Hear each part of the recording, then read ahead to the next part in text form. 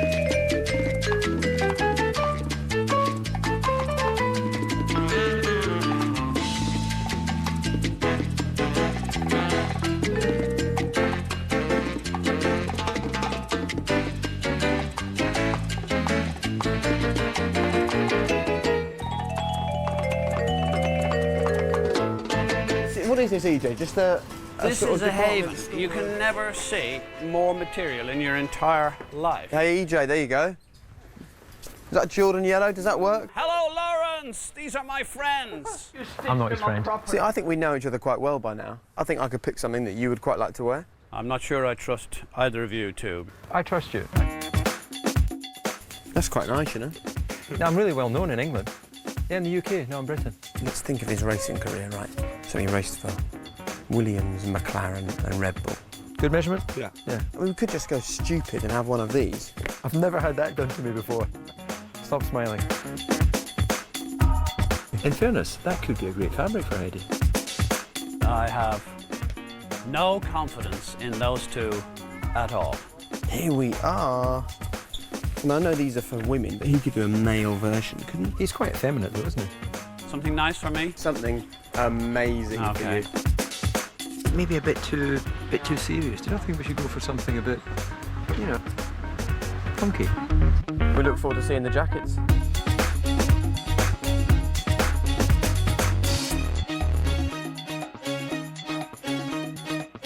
Well, here we are.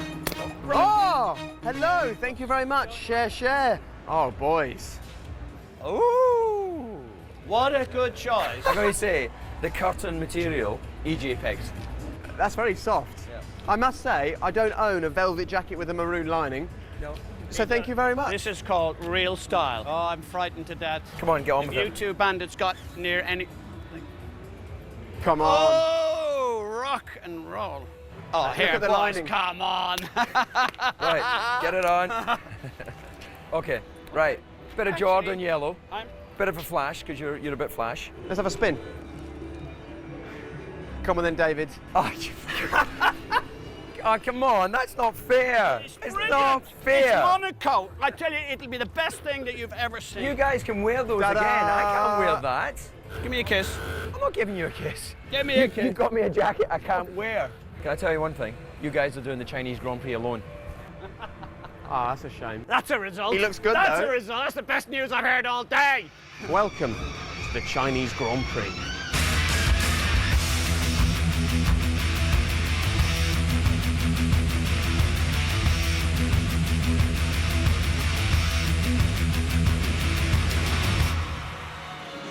Well, he certainly enjoyed himself last year, as did they. And if 2011 was anything to go by, trust me, 2012 could be equally as special, because the way the grid is lined up, it's set to give us the most compelling of Formula One races. The crowd are ready, the entertainment's in the house, the drivers are here.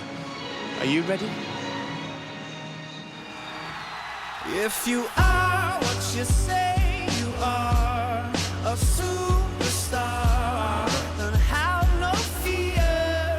The crowd is here and the lights are on, and they wanna show. Oh, oh, oh, yeah. If you are just say you are. Everything's in place, and I think we will have our eye on that man today. You'll find out why if you didn't see qualifying yesterday in just a moment. Delighted to have David and Eddie alongside me as ever, but where's the jacket, David? As I said, I can't wear that. I was really unfair, you know. I was excited I'd get something really nice from China. Very flattering, I thought.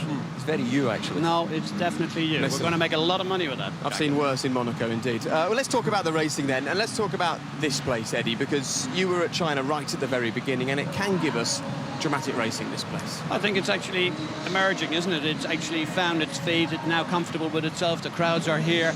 You know, the adoration, the kids running after him all weekend is amazing because, you know, what's brilliant about here is they all watch BBC and hence why they like us, for example, and we like them. And a real pleasure to come here. They can obviously remember you from your racing heyday as well, David, but we know that the red in the Chinese flag represents revolution. It feels, just after the first two races of this year, that we're seeing some serious evolution in Formula One. Well, undoubtedly, it's a very competitive season we've seen so far this year. And qualifying yesterday, especially in the middle part of qualifying, we had 10 cars covered by 0.3 of a second. I don't think we've ever had that. So Formula One 2012 is throwing up a lot of surprises, and we're only at race 3. Yeah, well, qualifying yesterday was a great example of how dramatic Formula One is at the moment, as is the way that the standings are looking after just two races. Remarkably, after Ferrari having a real struggle at the start of this season, Fernando Alonso is the championship leader, just ahead of Lewis Hamilton. Lewis Hamilton, no win yet, but he is ahead of Jenson Button because of consistency. Mark Webber sits fourth, and would Sebastian Vettel have expected to be sixth in the standings after the first two races, and more than that, behind Sergio Perez of Sauber. But Eddie, I know that you love the constructors' battle in Formula One, and when we have a look at this shows us just how competitive it is. 9 teams already scoring points. Well, and that's the really good thing about it, I think. The teams, because we haven't had huge amounts of rule changes, I think the grid always tightens up, and I always enjoy that aspect of it.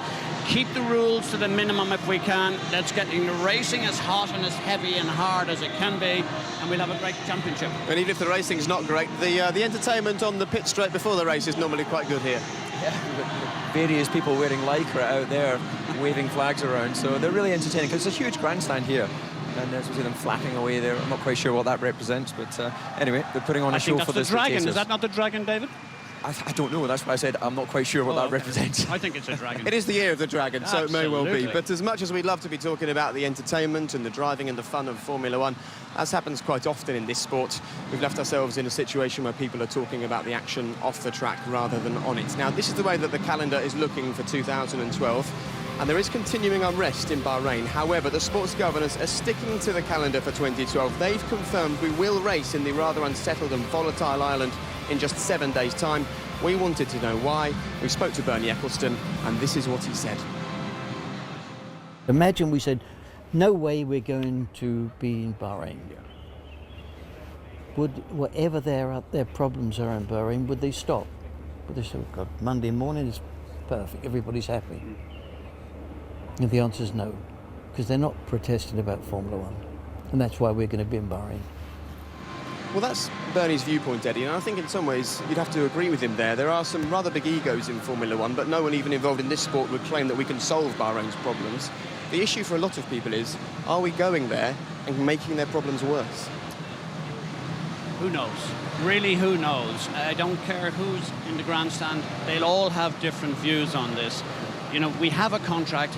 Bernie and his people, particularly the FIA, Jean Todt has gone there, and there are people on the ground, and they are confirming to us that everything is absolutely normal.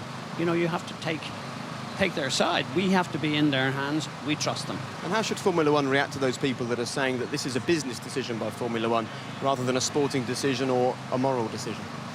Well, again, as Eddie's just said there, we have to rely on our governing body, just like any sporting organisation relies on their governing body, to make sure that the places we go to are fit and safe for all of the team members and all of the drivers. Beyond that, how can we possibly, any individual, have all of the facts? We've got to rely on those people. And, you know, we will be there in a week's time, and hopefully we'll have a safe and, you know, trouble-free Grand Prix. OK, well, the people that we rely on in this sport are the FIA, and Jean Todt is the president of that organisation. He's here this weekend. You can see him in the paddock here with Christian Horner a little earlier on today. I can tell you we approached the FIA. We wanted to speak to them. However, we were told no media interviews this weekend. So a very big weekend for the sport, but the FIA not wanting to speak to the media, but we asked the question. Anyway, as much as it's kind of difficult at times in this sport, we must take a look at the action on the track. That's the real focus here this weekend, particularly after yesterday, when even after all the years that these boys have been in Formula One, they saw one of the most brilliant and baffling qualifying sessions. Lee Mackenzie takes up the story. Sebastian Vettel came to China looking for his 4th pole position at the Shanghai track, but instead he was left looking for answers after going out in Q2 for the first time since Brazil 2009. He starts tomorrow's race from 11th. Ferrari may have won the last Grand Prix, but they knew this weekend was going to be tough. Felipe Massa was another Q2 casualty. Fernando Alonso did make it through, but has to settle for 9th. Still delighted after Sunday in Malaysia, Sauber were given more reasons to smile after Kamui Kobayashi qualified his car 4th. It was a great performance and the best by a Japanese driver since Takuma Sato in 2004. Lewis Hamilton already knew before qualifying that he'd have to take a 5-place grid penalty for a gearbox change. He put his McLaren into 2nd but will drop back to 7th. His teammate will start 5th. Mercedes knew that this track should suit them, but no one expected such a stunning time from Nico Rosberg, who claimed his first pole position of his career. Michael Schumacher put his car 3rd and was a little surprised when he spoke to his engineer on team radio. What's the lap time for Nico? Okay, Michael, so Nico's lap time 35.1.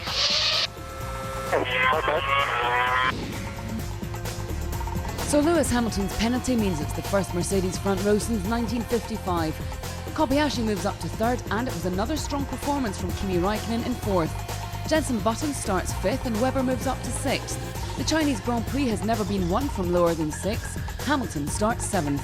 Alonso is 9th with Vettel behind him and Massa in 12th.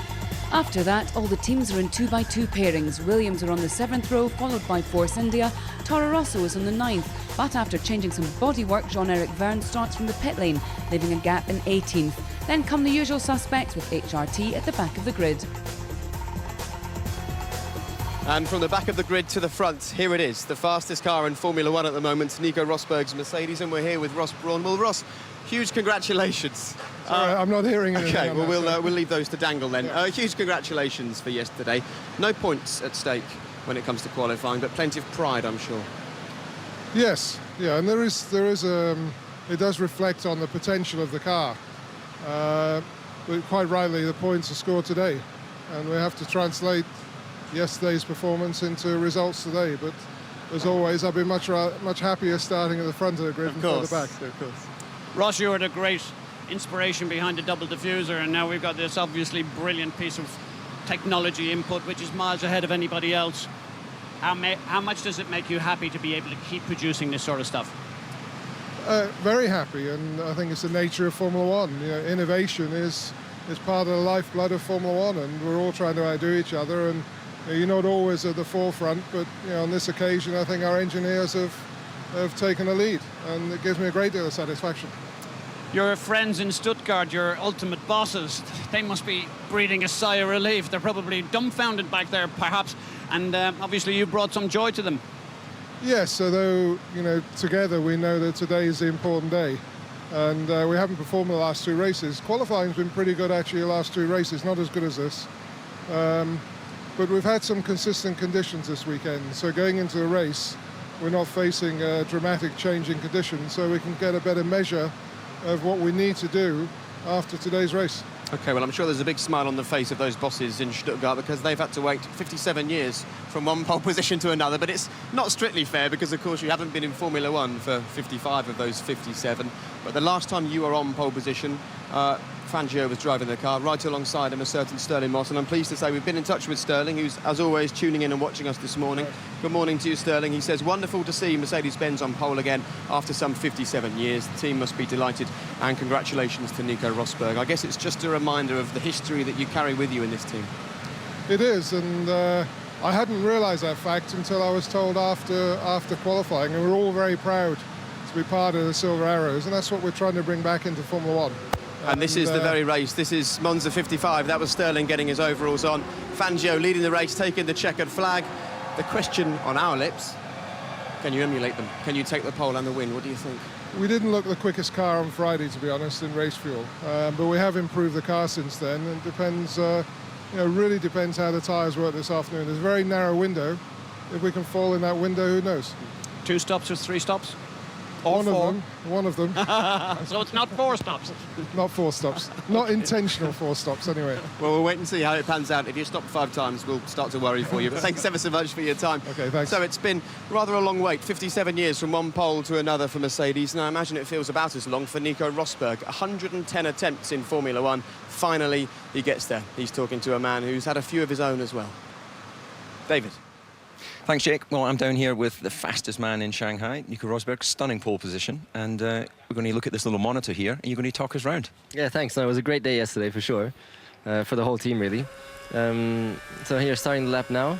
It's a great track, this Shanghai track. I really like it. This first corner, very long corner, and it just keeps on tightening. Tightens and tightens and tightens. Very difficult to get the apex right. And you can see my front just bites in right in the end. So it was just perfect. And then second part there, again, a very, very long exit where you need to go on the power as soon as possible, and you have to be careful not to drift too far out. And then on the curves as soon as possible, on DRS as soon as possible. Braking into here, very tight corner. The braking is a bit difficult, a lot of bumps. Out there again on the power as soon as possible. Now comes the fastest section. Flat out, I think it was flat out. Not sure, maybe I had a little bit of a lift. Left, right, braking a little bit more here, 4th gear, 3rd gear, and then staying right for the next one. 2nd gear, the outside curb made the rear move out a little bit, but that was fine. All the way there, it was cool. 3rd gear, now comes another one of these snail sections. A very tight left-hander, and then a really long right-hander, which opens up more and more and more and more, and really important to get a good exit here, because it's the longest straight after that. So even there, I was already a long time before on curves and DRS, as I was still completely laterally loaded. It's very difficult to get it right, because as soon as you hit DRS, you lose so much downforce, and it's digital, it's not something that comes in slowly, so it can really catch you out. Then here, braking for turn 14, again, quite difficult on the brakes there. And that's going into the last corner now here. 3rd gear, over the curb on the inside, careful on the exit curve, and that's the end of the lap. And it was, good lap. Was it the perfect lap? You're half a second quicker than anyone else out there. You did the run very early. A perfect lap. I don't think a perfect lap really exists, but it was definitely a good lap, yeah. Well, you definitely get the award not only for pole position, but for cool character, getting out of the car while the session's still going on and walking down to the weigh-in scales. So congratulations on your first pole. It's a special moment. Thank you, thank you. Your phone is ringing. Yeah, sorry Put about it on that. silent next time. Back to Jake. I hope it was a new dear. contract. Blimey, 3 years and he's still not a professional. Can you believe that? Well, David will come back and join us in a moment, Eddie. But fascinating to hear Nico for the first time there saying how early he was. That's better. With both the DRS and the curves. And if you take a look behind you and have a look at this car, it's always a privilege to be so close to the pole-sitting car. Clearly was very impressive around that final corner. That made the big difference for Nico. Well, the point people were trying to allude to was that the temperature changed halfway through the session. I don't think it would have made any difference whatsoever. Nico Rosberg yesterday was absolutely superb. I don't think I've ever seen him drive as well. And who's under more pressure at the moment? This team, because we know that Mercedes have put so much money into their return to Formula One, or Nico? Oh, it's a little bit of both. Look, David knows his first pole position is always difficult. Our first pole position, we didn't finish. There's going to be extra pressure. And who's sitting beside him? Michael Schumacher. That adds to the problem for him. It's going to be very sweet into the first corner. I cannot wait. We're just talking about the pressure. By the way, turn your phone off. Yes. Yeah, okay, good. Excellent. We're just talking about the pressure on Nico Rosberg. And I suppose it's not just from the Mercedes name and being in a German team and having Schumacher alongside him, but also the fact that his dad was a Formula One world champion. We've had a look at the first time his dad was on pole, and I'm afraid to say for Nico that this happened in 1982 when Keke was at Brands Hatch. He was on pole, and he ended up stalling on the parade lap. Let's hope that this is where the similarities end for the two of them, eh? Well, indeed, I think that unless there's an electronic failure on the Mercedes car, it's very difficult to stall these cars nowadays. They've actually got an anti-stall system, which will put the clutch in, and then and he's obviously pushed and restarted there. But I would expect Nico, his focus will be on whether he can actually get the run to the first corner, because we've seen on this track it hasn't always been the pole man that's got into turn one first. No, we'll have a good look at the starts actually if you stick with us ahead of the build-up. Not too long to go now, just about 40 minutes until the start of the race. But let's make our way out of the garage and soak up a little bit of the atmosphere out here and talk about your first pole positions. That's it, back in your rightful position. Belgium, Eddie, your first pole, 94. Rubens Barrichello, actually, and Gary Anderson is here. Actually, 100% down to Gary. He made the choice with Rubens. Let's go on to the slicks.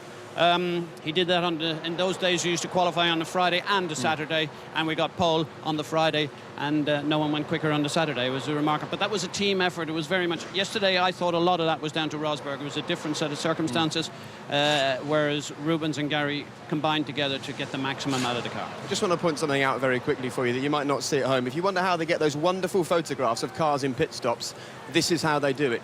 The camera's put on here, and this gentleman has a nice remote control. The car comes in for a pit stop, he presses the button. Shall I smile? Excellent. And that's how they get those lovely photos of the cars in the pit stops. So, yeah, let's get back to the racing. You didn't manage to win your first pole position. No, Keke didn't didn't do come his. David, give us your story. I didn't win either. I think I had an electronic problem. Oh. Argentina, should we take a look? Relive the start. Those wonderful memories. You got the perfect start. Yeah, I was always a good starter and got away okay. But unfortunately, I think there was an electronic failure and it switched the engine off coming into turn 2. Look at that, God, I had an absolute flyer of a start. I didn't realise I had such a lead. Was that a jump start, Dave? I think it was obviously marginal jump start, wasn't it? And that, thankfully, you get out of the way of when you're at the very front. Yeah, indeed. Yes, those were the days. It was good until that point. We decided to cut off before it went bad and you retired from the race. Well, there you go. Keke, David, Eddie didn't have the best of first pole positions, but fingers crossed today for Nico Rosberg, because it would be wonderful to see him finally delivering for Mercedes. But how important is the start and how difficult is the start? Well, the Williams driver Bruno Senna has taken us inside the cockpit of a car for a race start, and as he's about to explain, it's all about rhythm.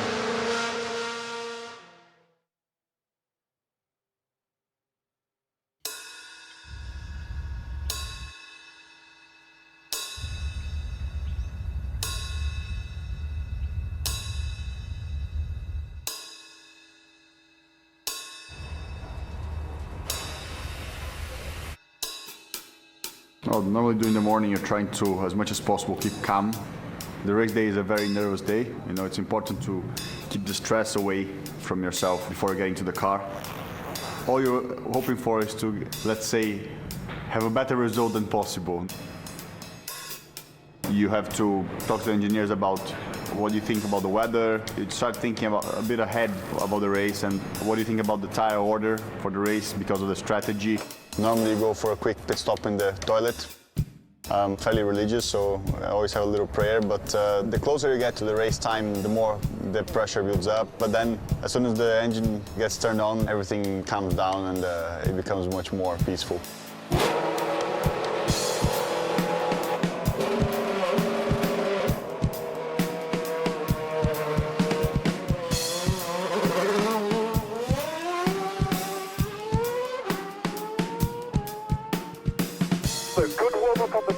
During this formation lap, the most important thing is to keep weaving, keep putting energy into the tires, into the brakes. It's important to start the race on race start mode, which is these two switches here, so that it's easier to find the right revs on the engine. Just before you form up on the grid, you have to do a few burnouts to make sure that the surface of the tire is warm enough.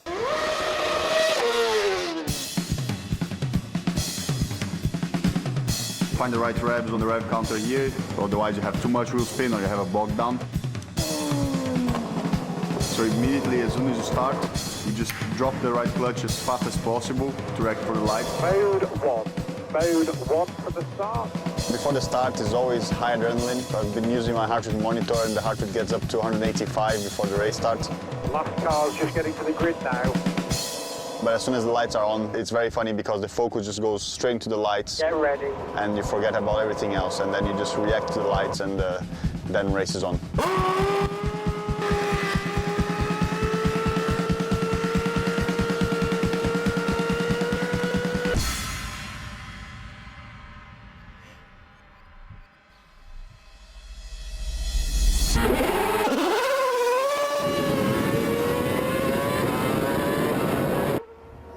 It's just a lot of preparation, a lot of anxiety. But then after the race starts, it's all on it and you forget about everything else.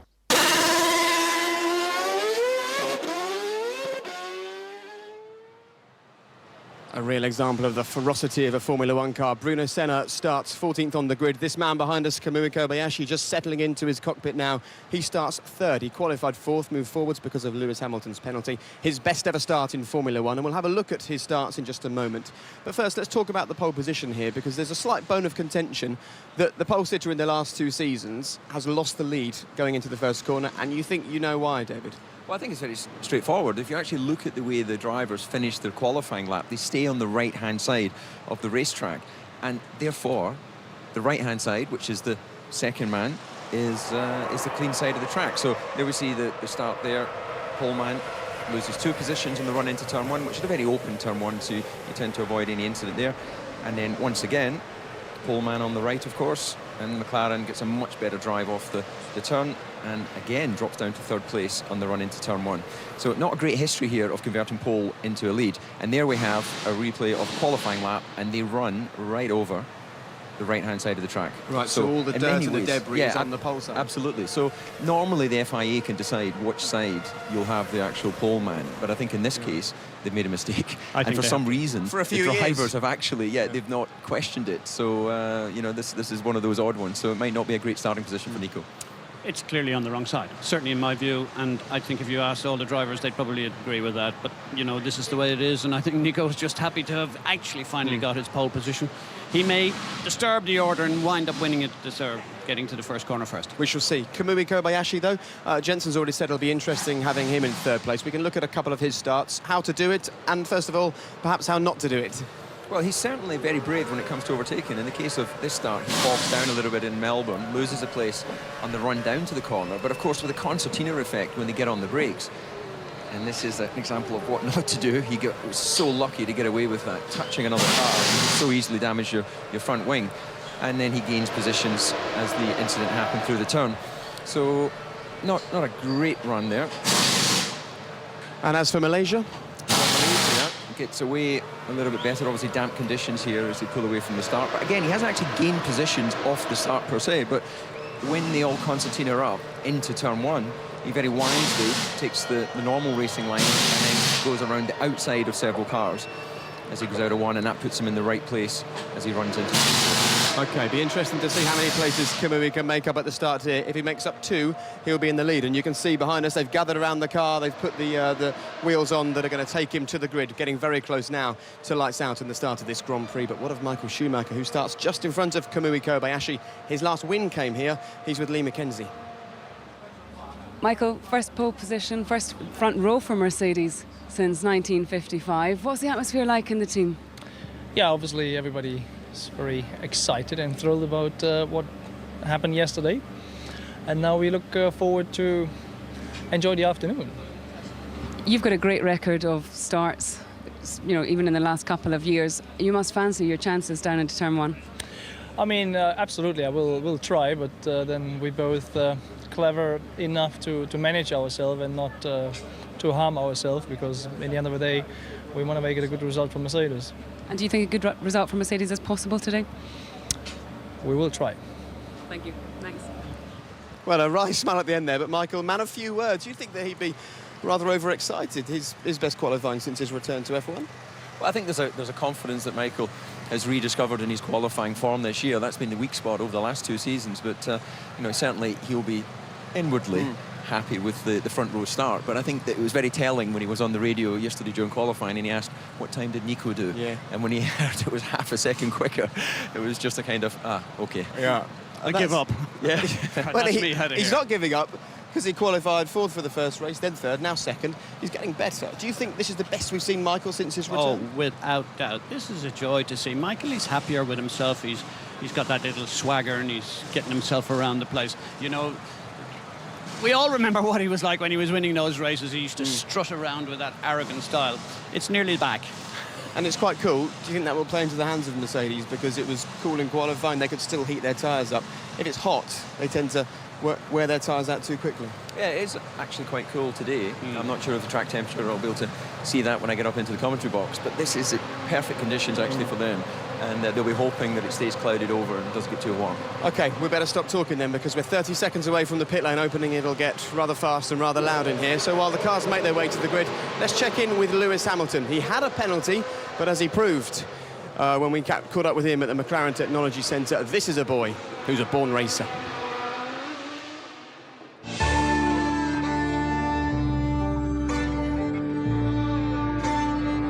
Every day that I've walked past, I've always admired the cars that we have here, especially my favourite car, the LM. Oh yeah, what's the deal for that one again? 3 championships? It's 3 championships, but I feel like I'm starting to feel that Ron is deliberately refusing me a good car. Good, okay, so he or gives you a bad F1 car. So that I don't win the championship, so I don't take his baby away from him. No, Interesting. No, they've given me a good car this year, so we should be able to compete. Okay. It's Lewis Hamilton who's taken his second pole position of 2012. And if you, say, do another 6 seasons with McLaren and have 6 more strong seasons, but it doesn't deliver you another world title, is that enough for you?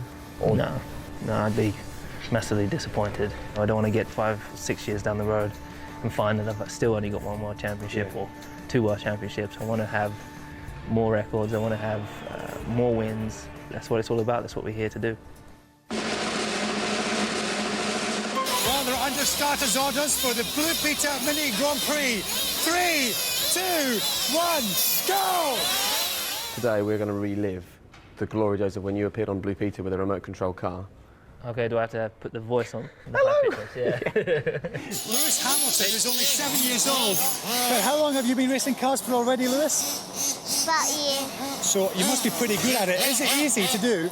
No. And we have a winner! Who won the race? Lewis, well done!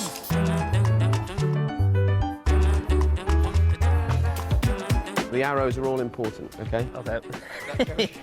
And you'll be pleased to know that Herman Tilke's got nothing to do with this circuit. So it should be a good one. Yeah, it should be good for overtaking that. This should be good, yeah. Do you know what we could do? We could go out of the doors here and do once around the donut. Which way? I think either way. And then is it back down the same track? Yeah, but then straight. It's like a drag race to the finish. All right. I think I'd maybe need a little practice go. Yes, check it out. I feel like I can be all over the place with this thing. Oh! I did drive into one of the cars. This is going to be massive. Just that he's cheating. You know, cheating. Why? Where have I cheated? It's over the line already. What would Charlie Whiting make of that? This is stupid. I'm going to be rubbish.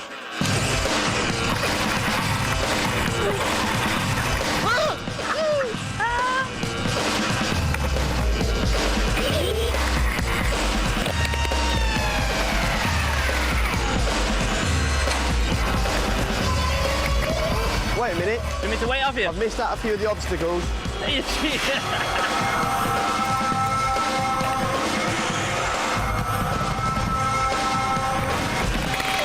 Oh, shoot! Unlucky, Lewis. That wasn't good.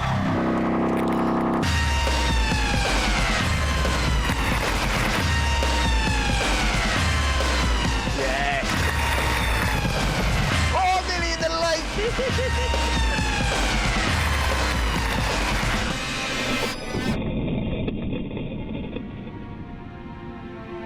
Oh no!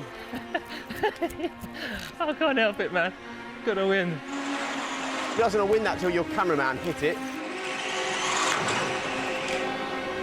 He's not doing very well, is he?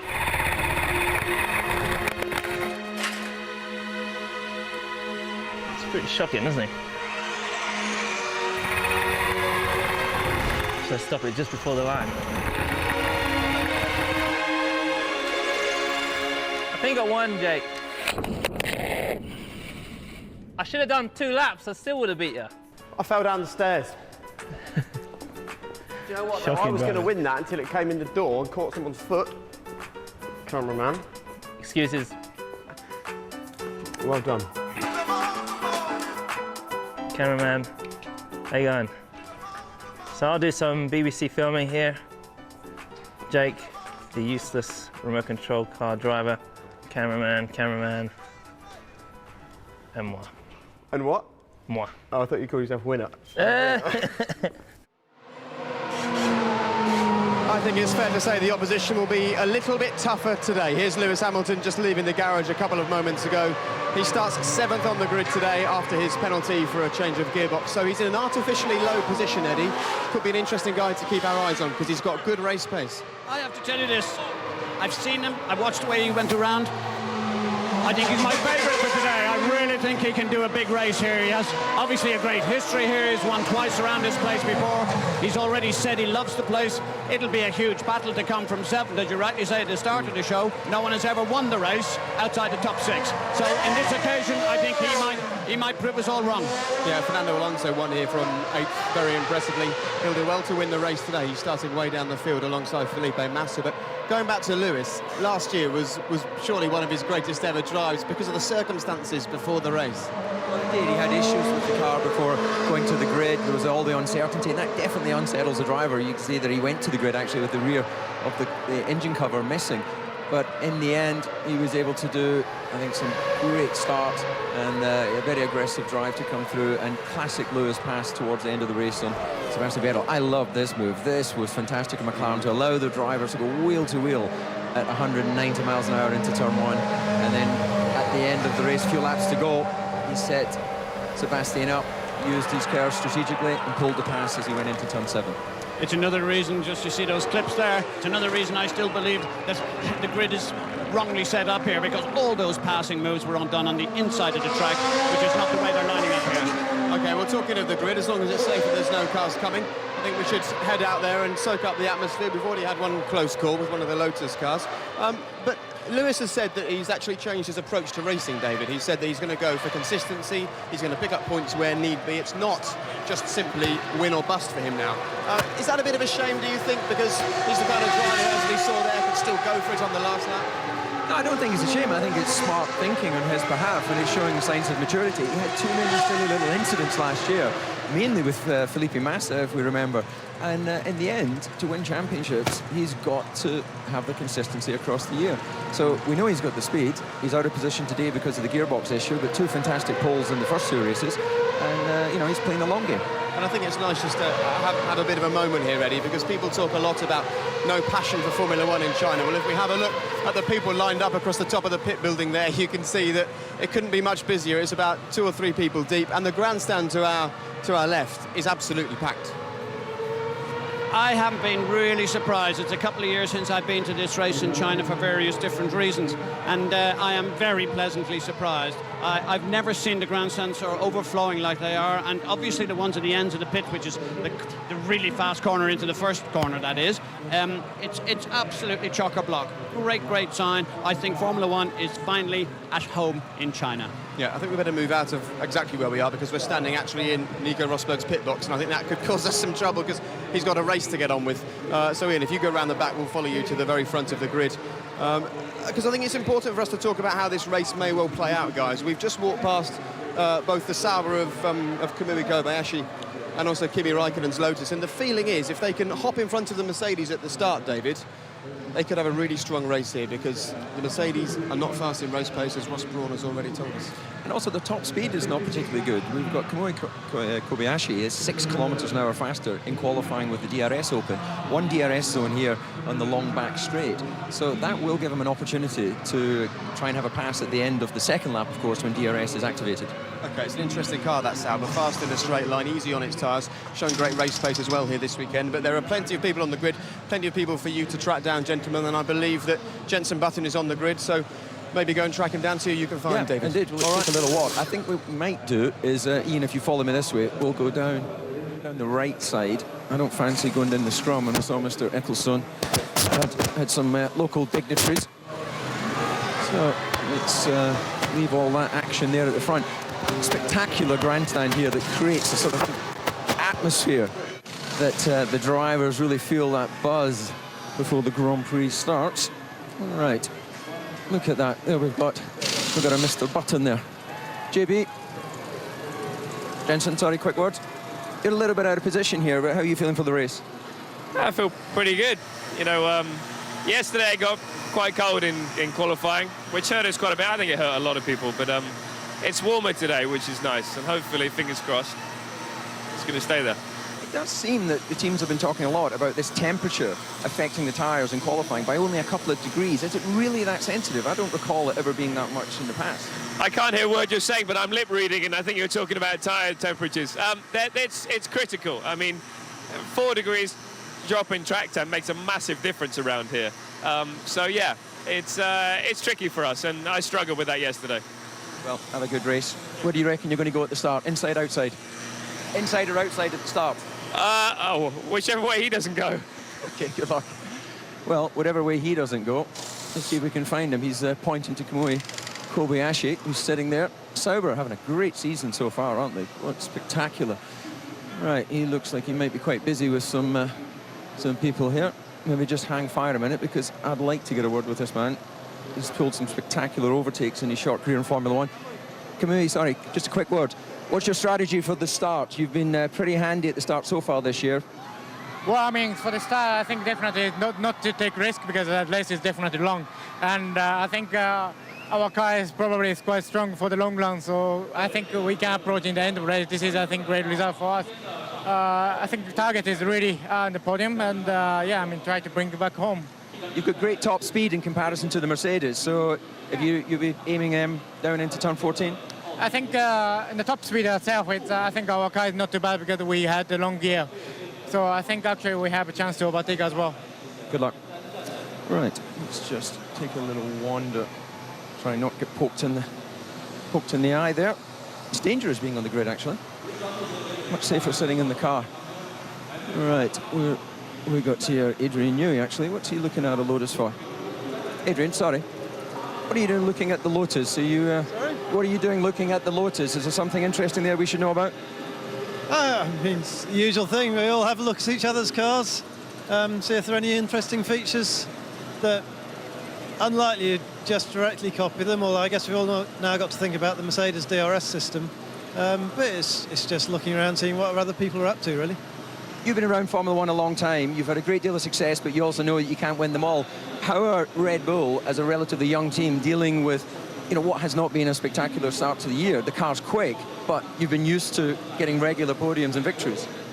Well, we are a young team, and we've been had a great deal of success over the last couple of years, but Formula 1 dictates that's not going to last forever. I think we managed to develop some toughness and some depth over the years, so it's just heads down and get on with it.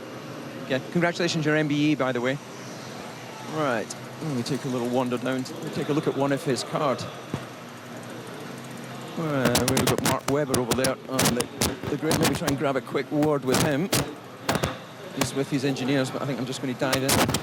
Excuse me, gentlemen. How are you, Mark? You feeling good?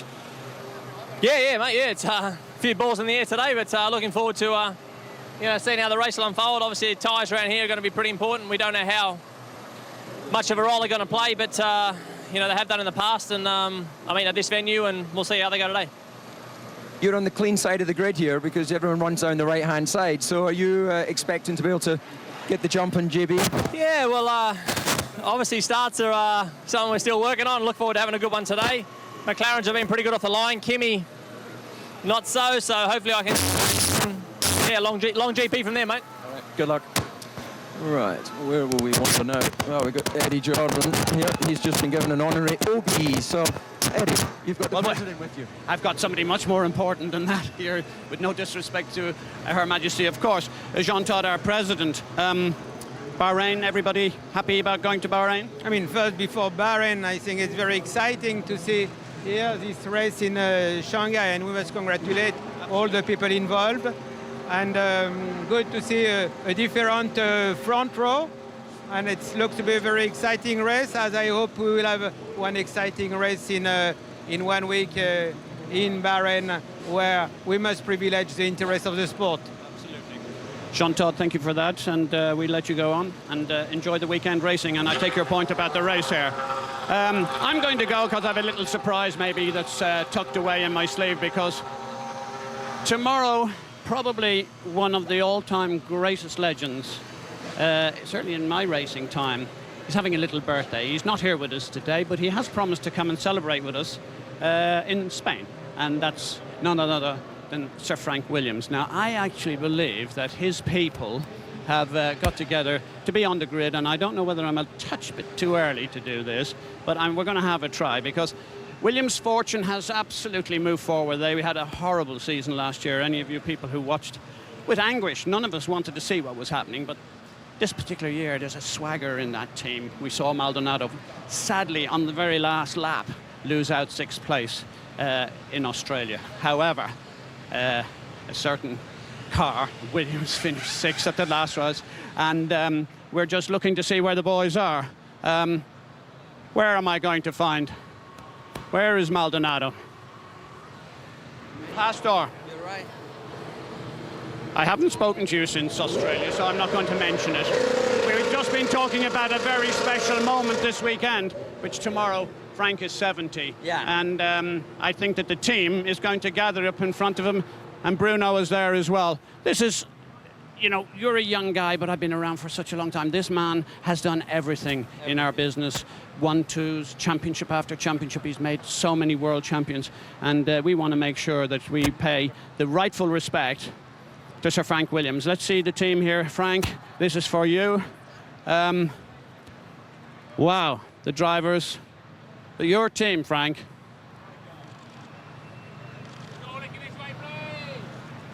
Hip hip! Hip hip! Hip hip! Hip hip! Sir Frank, this team and this whole grid adores you, loves you, and we want you back here amongst us and amongst your friends. We've had Bernie up to say happy birthday, and of course everybody, Adrian Newey in particular as well. We have to move on, but anyway, have a great day tomorrow.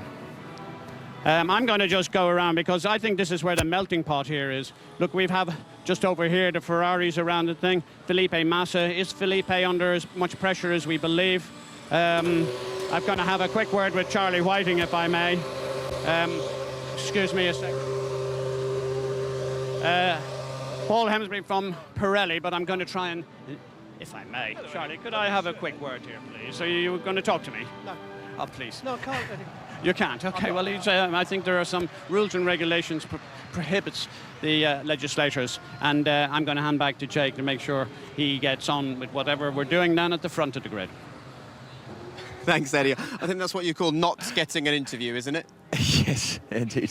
I didn't quite work out, but anyway. Not like Eddie to in fairness, say no for an Charlie answer. did step forward as if he was going to do the interview. Very true. I think he was chancing his arm there with Eddie, but I'm glad that he didn't speak, because he'd be in serious trouble with a Bernie. But let's talk about Frank Williams then. Happy birthday to Frank, 70 years old. I know that was an important moment for Eddie, and the same applies to you. You made your debut in Formula One for Williams. Well, Frank has given, and Patrick Head, of course, his partner, have given so many young drivers their opportunity. They gave me the opportunity to be the test driver, and then that led to me racing for the team for a couple of years. And, you know, Frank is such a racer. He would never, ever say to you, sort of hold station, you know, be really careful. He would just say, go for it. You know, race the wheels off that car, and that's what he really loves. A boss that inspires people. Well, indeed, absolutely. You know, all of these team bosses in Formula One, they have to be able to motivate the teams of people to put in the hours that they do to try and stay ahead with the development. OK, well, as we get close to the race, the Williams are starting 13th and 14th on the grid. I'm sure that's not the best of news for Frank, but we hope they fight through the field today. Just behind them, Paul di Resta starts 15th, and Force India have picked up points in 11 of the last 12 races. So is Paul feeling confident? Let's hear from him ahead of the race. Well, Paul, your car's in the middle of a very packed grid. It's always busy, but seems to be even tighter than normal out there. It is very tight. This race, I think, is one of the closest we've had in Formula One for years. I think you'll see a few different strategies, and certainly the field is a bit more mixed up than normal. Unfortunately, we were just at the back of that group, but our race car performed quite well on Friday afternoon, so with the temperatures being close to that, we're fairly optimistic that we can hopefully go out there and certainly go forward, if not at least put them under pressure, just to try and grab any points if they're available. It's your birthday tomorrow, so a few points would be quite a nice little early birthday treat. It would, but we've got more important things to think about. My birthday, I'm just getting older, and that's the worrying part. As long as you're getting faster. Thanks, Paul. Well, it's everyone's birthday at the moment in Formula One. Good luck to Paul today, and he would love to pick up an early birthday present. And his DRS on his Force India may well help him, David, because we saw a lot of overtakes in this DRS zone last year. Yeah, it's a great zone actually. It starts halfway down the back straight in between 13 and 14. Gives them time to get off that turn 13, pick up a bit of a slipstream from the car in front, and then when they open DRS, of course, they'll gain anything from 15 to 20 kilometres an hour on top speed.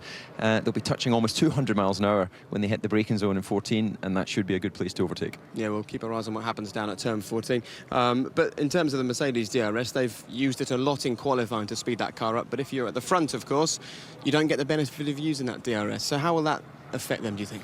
Well, that's why I mentioned to Kamui on the grid, he's 6 kilometres an hour faster with the DRS open in qualifying. So in the race itself, if he's in the slipstream of the Mercedes car, he'll be more than 20 kilometres an hour faster, and that will just make it easy for him to overtake that car. So Mercedes have obviously gone with a slightly different strategy on their wing settings, and that's worked well for qualifying. Whether it works well for the race or not remains to be seen.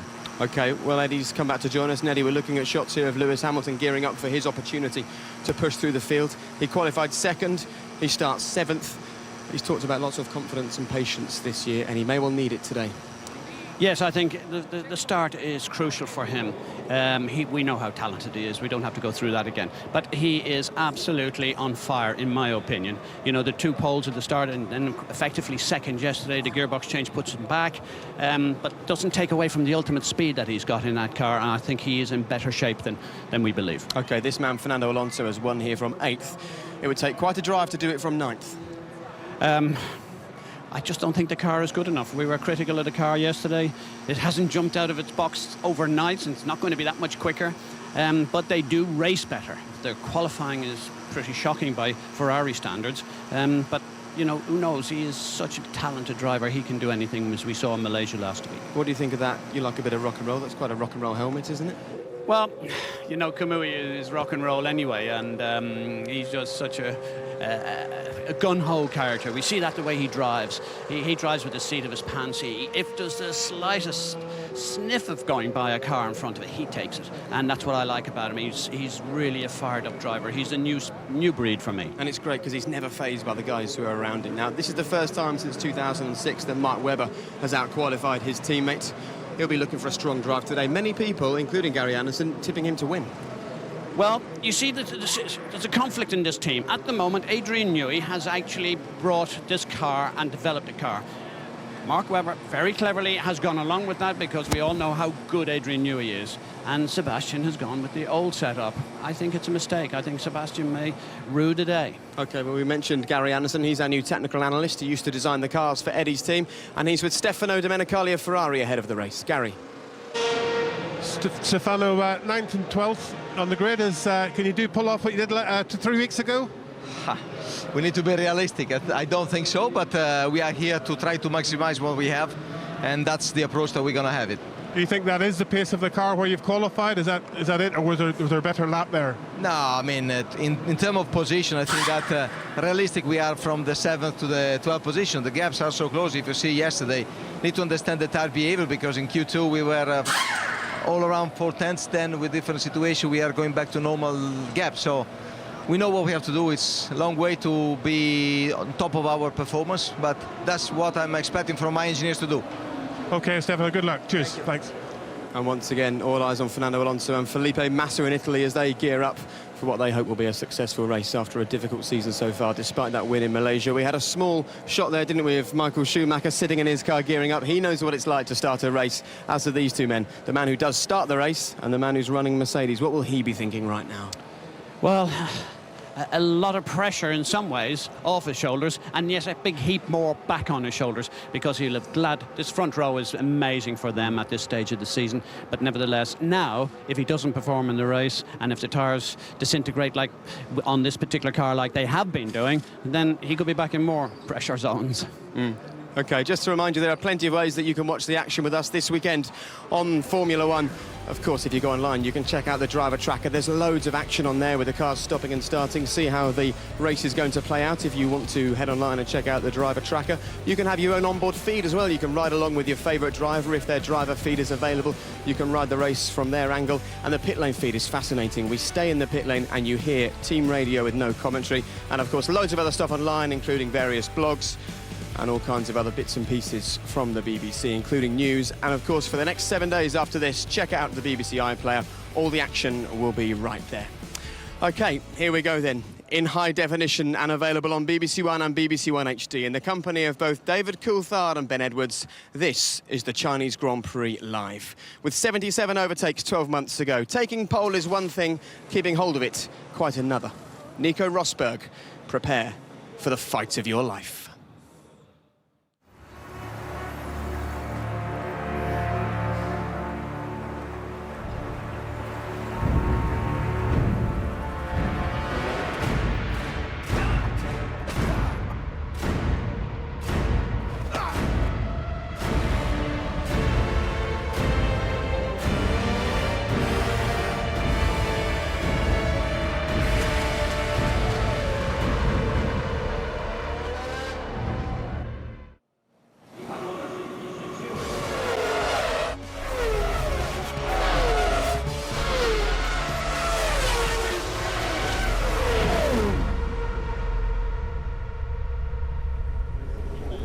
There may well